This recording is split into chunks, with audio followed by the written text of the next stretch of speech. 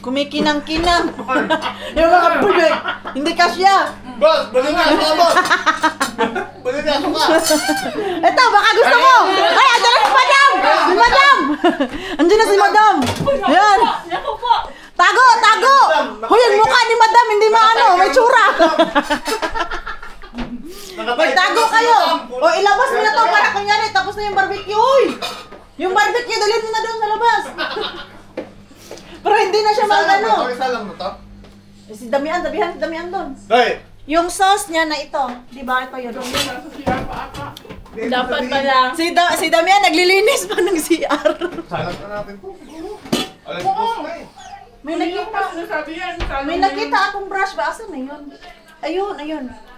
Asa na yung isang ganito? May nakita akong bit-bit nyo na isang ganito malaki ah. Lalagyan ko nung ano. Ayun na yung ano te. Binalik doon. Hindi man kasya yung cake. Yan, yan.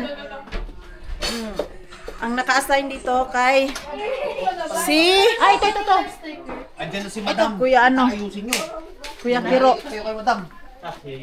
Madam? Quality control, quality control. Kay Madam. Ah, Di mo lang, Madam. Ay, Madam. Madam Tusha. dumating na si Madam. Andiyan na? Andiyan na. Si Madam. Okay, quality control. Mainit pa naman ang ulo. Pagod yun si Ate Chris eh, kay nagtatrabaho. Diretso na. Ah. Si Madam! Tawa ni Gabi. Bakit? Ay, kasi kagabi. Alam niya may kasalanan. Madam! Madam! Madam, malinis. 3 days ako niyang hindi pinasalubong pag dumadating. Ah, Malinis na. malinis na bahay mo, Madam. O, ready na din, Madam. Hindi na lahat. Very good, very good. Init na to. Oy, Ay, pwede na. Ilagay mo sa bunganga mo. Oo. Oh, ito, mainit. Gusto mo? Ito, mainit. Sa mga tarantado yung mga tao dito. Lapit na maluto yung aking lechon. Yan na, prepare na yung mga food. Lechon at ano na lang, barbecue. At dito ko ilagay yung lechon. Hindi pwede. Uy, Sa ano ka na? pangkalan talaga ba? Diretso na siya. Pag siluluto pa yan, mga 1 week before. Yan, dito oh. Oo, okay, marami tayong gagawin. Tapos, ano lang ko, chili, ano malaki. Sana maano to. Kasi baka pag Makulis dyan. At dito, yung lumpia, tapos yung kinilaw ni Ate Jolene din. Ayan. yung kinilaw. Luto ni Ate Jolene. Nasa ref. Ito naman, yung pansit na luto ni Ate Chris at yung binuguan na luto. Kanya-kanya putahe. At ito naman ang mga nahugas ko. At ito naman yung nahugasan ni Ate Ay. Asan Ate Ay? Ito naman Si Ate Ay ang tagahugas namin. Kumusta na yung lechoners natin dito? Okay na siguro to. Pero hindi pa ako satisfied. Hindi man siya crispy. Uy, gusto ko kasi crispy. Diyan mga pinagsasaksak ko doon. Container na nahugasan ko. Ay, crispy na pala ito. Pressure niya, no? Ha? Iba ang pressure. Iba nga ang pressure niya. Kasi yung sa amin at kay Ate Julie, kahit 180, nakaka-crispy na siya. Ito. Natakot naman ako sa 200, kaya nag-itim. Ang bilis na nag-itim. Grabe naman yung ano. Ayan o. Ah, ito, kulang pa pala to. Ayan o, kulang pa siya. Yung blue, ang color. I-ano ko siya ulit. Ano naman? Itagilid. Para crispy talaga siya ba. Kaya feeling perfect pa naman kung ma-require ninyo pag nag-lechon. Gusto ko perfect. Eh, nagluto ka na lang ng lechon, hindi pa crispy, di ba? Uwi na. Mami Jess, bukas pa daw na kayo uwi. Wala, Mami Jazz, wala daw uwian. Mimiss siya ng asawa niya. Eh, naku, sa bukas ano masabi mo Mami Jess? Gusto ko ng blue. Ato, ready na kay ando na si Father mga Mars. Ligpit-ligpit lang kami, pinaligpit ko kay Pars yung kwarto na tinulugan namin. Sabi ko sa kanya na ipasok na tong mga gamit namin doon sa sasakyan. Hindi na naman namin to gagamitin dahil uuwi na tayo maya-maya. Eat and run lang din kami after na blessing. Kay, layo ba yung kot ka, Mars? Yan, paakit ko nga ito kayo. Marco. Yung mga gamit pala ni Mixo. Yung kanyang mga laruan. Sana kumpleto. Ayan. Ay, salamat. Utusan ko si Pars dito na magligpit kanina sa kwarto ng tinulugan namin. Okay. Ready na siguro to. Hey, if you have time, can you put our stuff to our cars? Yeah. Where is the keys? There in my... Your pocket. Yeah. Ready na. Hoy, sorry. Hindi perfect yung lechon ko. May balat po, sir. Ha? May balat. Kaya nga eh. Hindi ko kasi maano yung oven. Hindi ko makontrol. Ewan. Ano ah? Meron pa dito. Mantika. Yung mantika. Oh, maapaw. Huwag lang isalin. Pwede lang kumuha dito. Yan. Uy, Kasi kung salin sana pala pinatulog ko to dito kanina. No? Lagay na Okay. lang dito to. No, sige. Mga ano siya, yung juice niya mga Mars. Lagay na lang po dito. Oo, para huwag na salin-salin. Tulo man to, uy. Kapunta na daw. Ah, may naantay pa tayo, te? Yung... Uy, ba daw? Ah, okay. Sino? Yung magpapablessan sa sakit. Mainit na? Mainit na? Mainit siya. Uy, ayun. Perfect. Lagay mo na yan, te. Lagit lang. Diretso. Ayan, oo, para diretso na mamaya. Yan, meron pa namang mga apoy-apoy. Pag yan naubos, meron pa naman. Aray, ang laki ng puwet mo, ate. Te, mamaya, pag alis namin, if hindi na umaapoy, lagyan nyo lang nito. Ba't naalis na ba kayo agad? Oo. Kakain konti, tapos layas. Alam nyo naman, layo ng pot ka. 4 hours pa sila. Layo? 4 hours. Oo. 3 hours. Eh, ako magdadrive siya, abot na 4 hours. Pag si Marco, kaya niyang mag-drive ng 150. Kaya pala wala siyang problema. Ako kaya dun sa Kaya may off pa siya. Wednesday. Monday at Tuesday. Sabi ko, sana all. Kaya pala painom-inom na lang siya. 4 days. 4 days. After niyan, diretso-diretso, 5. Tapos 10 hours. Ganyan yung work nila. Labindad kasi hindi ko kayang... Madami ba yan? Hindi ko sure. Yan lang? Ah, meron pa sa taas. Distribute ko na lang. Wala na kasi kung makita ganitong size. Maghawak na lang ng ano. Di ba tayo lahat maghahawak ng kandila? Oo, yung mga kids siguro kahit wag na. Huwag na sila. Bigyan ko lang si... Isa-isa lang. Para hindi ma-ouch. Tiran mo si Ate Ay. Oh, you can ano na. Wait, please. Share. Share your light to others, Char. Dito na. Kipis. Oh, dito. Kipis.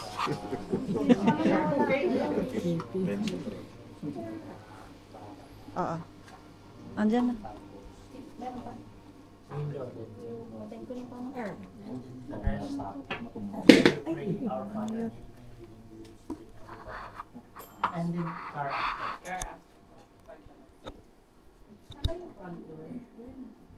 Saan ba window mo? Ito na ba?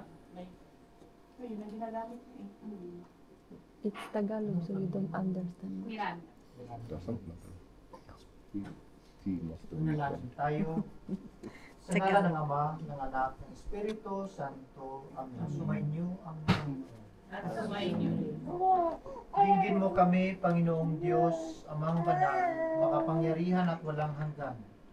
Magpadala ka ng mga banal na anghel sa langit upang bantayan, mahalin, kalingain at pagtanggol ang pamilyang Miranda at lahat ng mga taong nananahan sa tahanang ito. Ito'y aming hinihiling sa pamamagitan ni Kristo na aming Panginoon. Amen. Amen. Ang tugon sa ating bawat panalangin, Panginoon, dinggin mo kami. Ulitin po natin. Panginoon, dinggin mo kami. Naway maligtas ang mga taong nakatira rito sa kamay ng mga demonyo at mga akit ng mundo. Manalangin tayo. Panginoon, dinggin mo kami.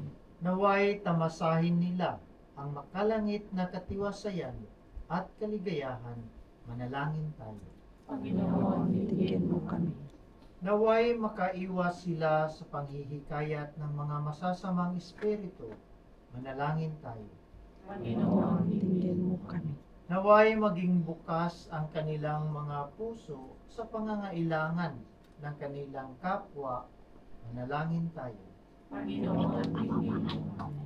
Naway maghari sa bawat isa sa kanila ang pagmamahal sa kapwa at sa isa't isa. Manalangin tayo. Panginoon, bigyan mo kami. Naway maging magandang halimbawa ang kanilang buhay Kristiyano sa kanilang mga kaibigan at mga kapitbahay. Manalangin tayo. Panginoon, bigyan mo kami. Naway mapuno ang tahanang ito ng halakhak ng mga mapagmahal na mga bata. Manalangin tayo. Panginoon, bigyan mo kami. Naway pabanalin ng Diyos Ama ang kanilang mga gawain at gantimpalaan ng sagana ang mga ito. Manalangin tayo. Panginoon, bigyan mo kami. Naway pagaanin ng Diyos Ama ang kanilang mga tiisin at suliranin at sila'y aliwin sa panahon ng pagsubok. Manalangin tayo. Panginoon, bigyan mo kami. Naway mamuhay silang magkakasambahay ng may pagkakaunawaan at pagmamahalan. Nang sa gayoy, ganito rin sila mamuhay sa tahanan ng Diyos balang araw. Manalangin tayo. Panginoon, bigyan mo kami. Manalangin tayo. Panginoong Jesucristo, iyong ipinag-utos sa iyong mga apostoles na ipanalangin magkaroon ng kapayapaan ang bawat tahanang kanilang pasukin. Isinasamo namin sa iyo, pabanalin mo ang tahanang ito, ang pamilyang Miranda. Bigyan mo ng masaganang pagpapala at kapayapaan. Naway datnan sila ng kaligtasan. Naway makapamuhay sila ng buong linis ng naaayon sa iyong kalooban. At tanggapin mo sila na makapamuhay sa iyong tahanan balang araw. Ito'y aming hinihiling sa pamamagitan ni Kristo na aming Panginoon. Amen. Amen. Sa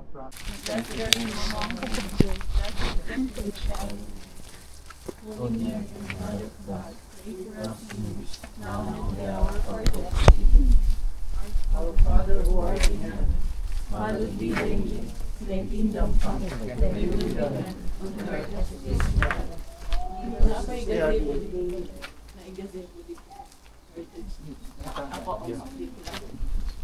Our Father who art in heaven, hallowed be thy name. Thy kingdom come, thy will be done on earth as it is in heaven.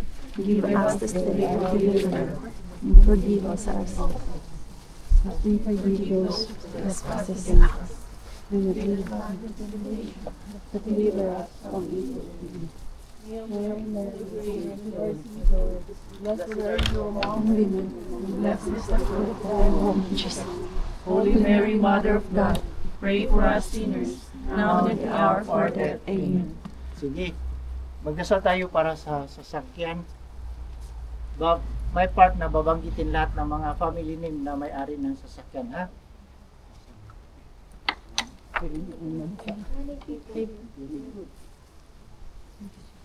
Doon pa dito. Oh, dito tayo. It's raining. Just look.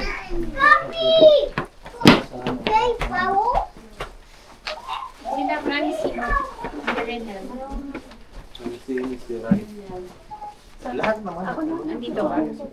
Manalangin tayo para sa mga may-ari ng mga sasakyan. Ama namin, dinggin mo ang aming panalangin at pagpalain mo ang mga pamilyang ito na nagmamay-ari ng aming binasbasan ng mga sasakyan. Ang mga pamilya ni na Juliesa, Pesonen. Rason. Miranda, Pagpilya, Durana. Durana, yun. Yan lang. Ipadala mo ang iyong mga anghel sa langit upang ang sinumang sumakay sa mga sasakyang iyon ay maligtas sa anumang kapahamakan at maluwalhating makarating sa kanilang paruroonan. Gayon din naman, hinihiling namin na ang mga sasakyang iyon ay magpapaalala sa kanila na ang buhay ay paglalakbay dito sa lupa patungo sa inihahanda ng Diyos Ama sa kanyang mga anak. Naway ang paglalakbay ay maging ligtas sa panganib hanggang makapiling mo kami sa iyong kaluwalhatian.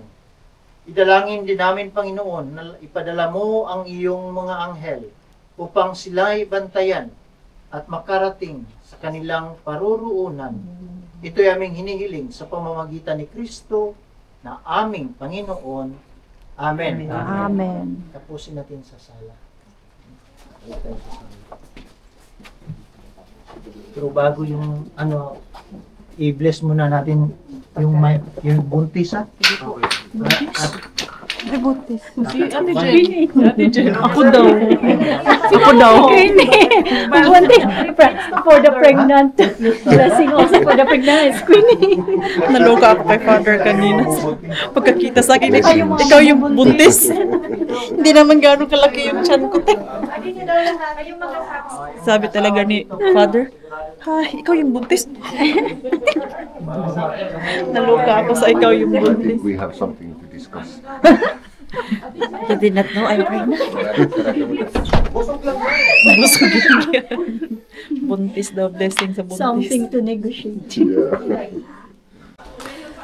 Ay, natapos din. We are ready to go home na. Hindi na ako nakapag-vlog habang kumakain kami kay nagmamadali na. What? Ito, may ayaw umuwi. Hoy, we need to go home because it's already 6. And tomorrow I have work and you have 5 bakuti. Ito na nga. Basta uwian na. Iyakan talaga. Ayaw umuwi, but we need to go home na. Time is already palyon. Alas na kami mga Mars. Ito. Dito pa sila nagchichismisan. Nagbe-blessing pa ng anniversary. Wala bang ididim to? Kasi kahapon, anniversary ni Kuya Kiro at Ate Jen. So, ayan, magpapa-blessing sila sa kanilang marriage. Throw the bouquet na! Sige na! Throw! Sige na! Ay, wala palang ano yan!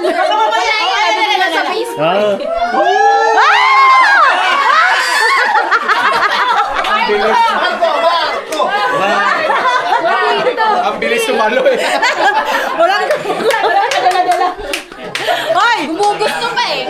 Isa pa! Gusto pa talaga isa pa! Uy, mauna na kami. Kasi ano oras na? Alas na. Ang dami ko nang up.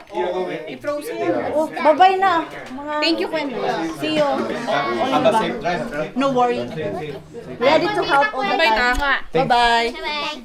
Ingat sa biyahe. Kuya, matawa ako dito sa Bulaklak. Uy, sasali sila sa mass wedding. Pag naplano din nila mas wedding. Kailan? Plano pa lang daw. Going home. Minsan ito yung pinakamabigat na goodbye. Char. Ano daw? Hala, alas 6 na at yung ating mixo nito. Tulog to siya mga Mars. Hala, at ako yung driver dahil si Pars natin, siya yung nag-drive. Nung papunta kami dito, so it's my turn na mag-drive. Ganyan lang yung aming sasakyan. Nakakahiya naman. Ni-blessed ni Father kanina at sobrang kalat. Where is your hat to? Okay. Ready? Get Mixos. Go, Mixus hat. Okay, come here. I seatbelt you. Close the door, Rakas, and turn off the lights. Yeah. Nakapagpaalam na ako dun. Kanya-kanya exit na kami. Home, sweet home. Uy. Bahay na kami. Ay, I miss home. At yung ano namin,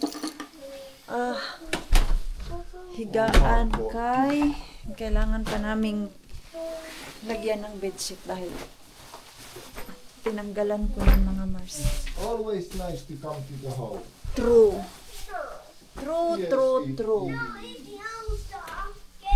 So, dito na tayo. Close lang tayo ng bintana. At antok na talaga ako. Tay kami nito kay Mixo dahil nakatulog ng 1 oras sa biyahe.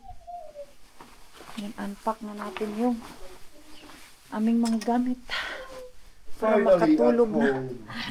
Sabi, habang nagde-drive ako ba, yung mata ko gusto nang pumikit at medyo masama yung panahon, maulan.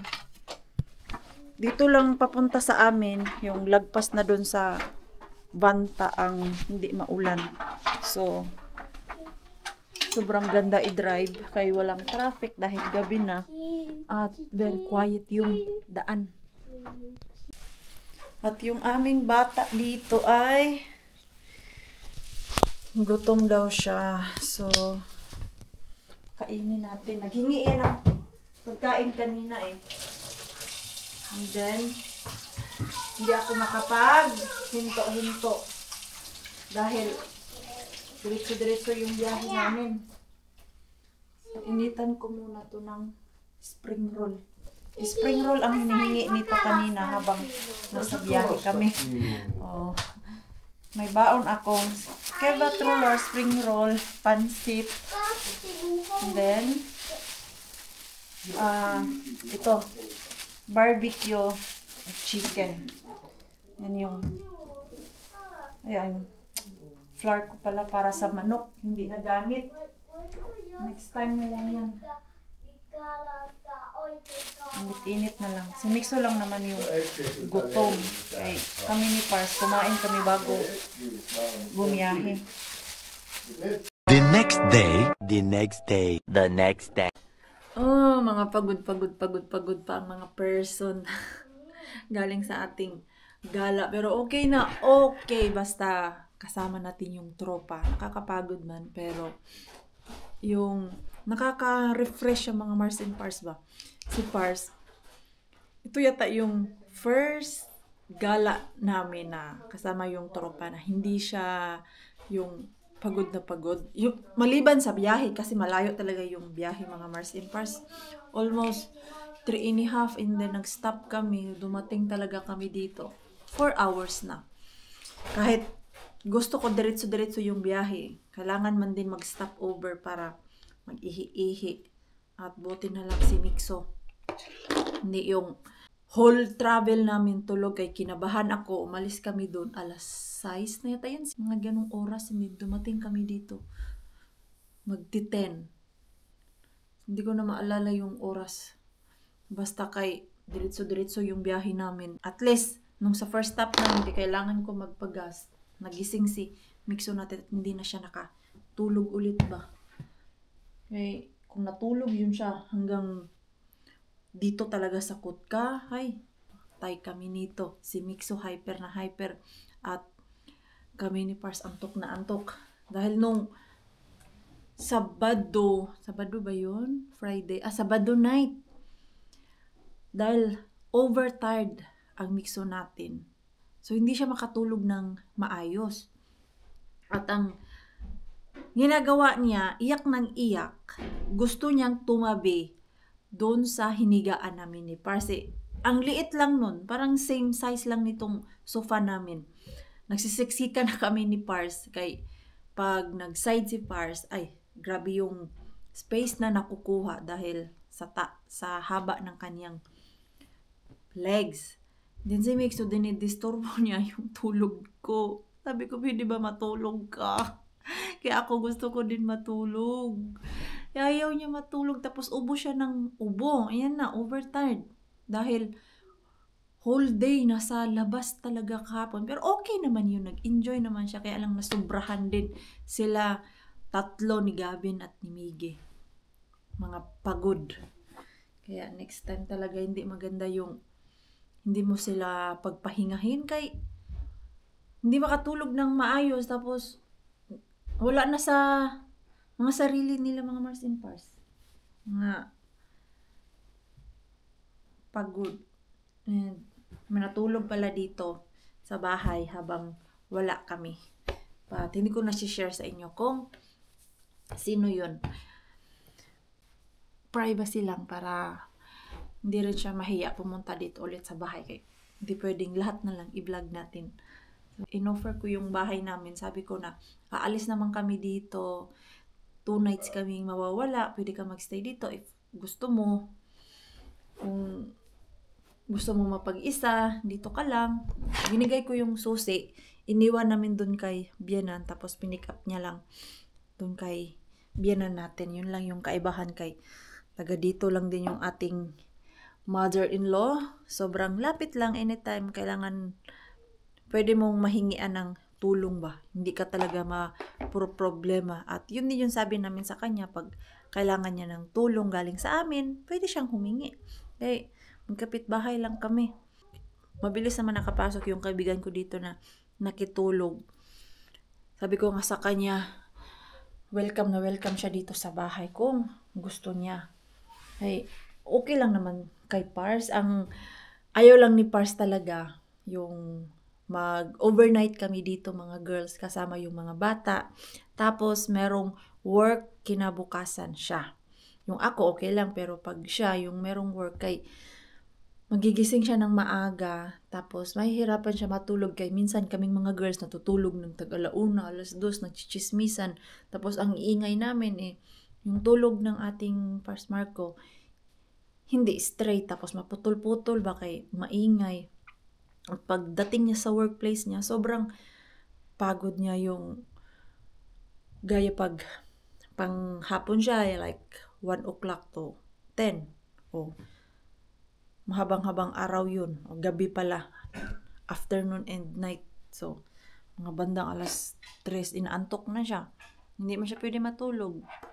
So, yun yung request niya lang sa akin na pag meron siyang work, wag mag-overnight para hindi siya mapagod. Kaya nakatry ako niyan. Nagwalwal kami dito mga kaibigan ko. May work siya kinabukasan. Ako hindi siya nakatulog ng maayos kayo mga bata. Naglalaro pa. So after that, hindi na ako umulit.